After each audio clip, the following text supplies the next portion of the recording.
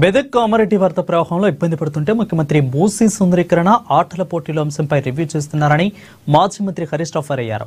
ఇక మెదక్ జిల్లా ముప్పు ప్రాంతాలలో మాజీ మంత్రి హరీష్ రావు పర్యటించారు. రాజీపేట గ్రామంలో వరదలో చిక్కుకుని చనిపోయిన సత్యం కుటుంబాన్ని హరీష్ రావు బృందం పరామర్శించింది. ఇక ఒక మంత్రి అయితే అత్యవసరమైతే తప్ప హెలికాప్టర్ వాడలేమని అంటున్నారని విమర్శించారు. మెదక్ జిల్లా రాజపేట వరదలో చిక్కుకుని ఇద్దరు కరెంటు పోలు ఎక్కి 4-5 గంటలుగా సహాయం కోసం ఎదురు చూశారని, హెలికాప్టర్ పంపించుంటే వాళ్ళు ప్రాణాలతో దక్కేవారని అసహనం వ్యక్తం చేశారు.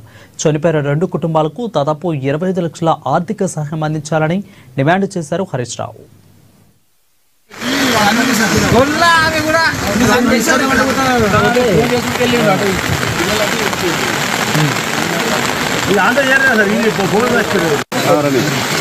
రాష్ట్ర ప్రభుత్వం వరద నివారణ చర్యలు తీసుకోవడంలో పూర్తిగా విఫలమైపోయింది.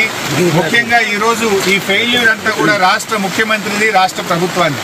ఎంత బాధతో ఉన్నామంటే ఈరోజు ఇవాళ హవేలీ గన్పూర్ మండలంలో మరి 2 యువకులు చనిపోవడం జరిగింది.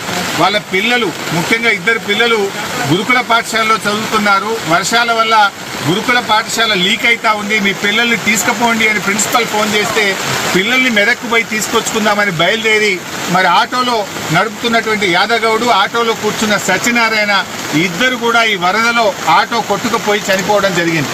ఆ ఇద్దరు దాదాపు కొన్ని గంటల పాటు కరెంటు పోల్ పట్టుకొని ప్రభుత్వం నుంచి ఏదైనా సహాయం అందుతుందా, హెలికాప్టర్ వస్తుందా, ఎన్డీఆర్ఎఫ్ బృందాలు వస్తాయా అని 4-5 గంటలు ఎదురు చూశారు. కరెంటు పోల్ మీద నుంచి ఫోన్లు కూడా చేశారు.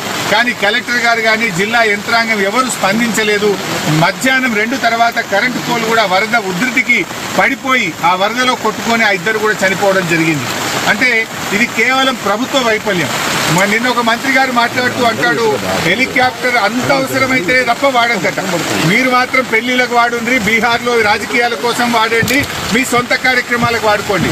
ఆనాడు ఖమ్మం జిల్లాలో కూడా హెలికాప్టర్ పంపకపోతే ప్రాణాలు పోయినాయి.